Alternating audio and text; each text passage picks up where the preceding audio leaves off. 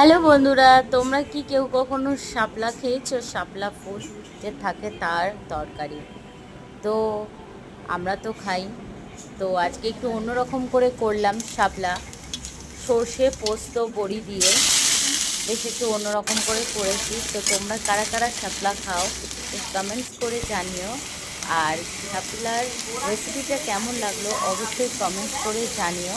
আমার চ্যানেলে নতুন হয়ে থাকলে অবশ্যই আগে আমার চ্যানেলটা সাবস্ক্রাইব করো, তারপর পাশের বেল আইকনটা প্রেস করে দিও।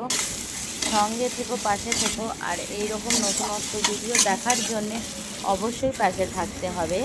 তো এইরকম শাপলার রেসিপিটা কেমন লাগলো, কেমন হয়েছে অবশ্যই জানিও। দারুণ হয়েছে, কিন্তু তোমরাও এরকমভাবে ট্রাই করে দেখতে পারো, বেশ ভালো লাগবে। চলো নেক্সট ভিডিওতে আবার তোমাদের সাথে দেখা হবে। Tata, by.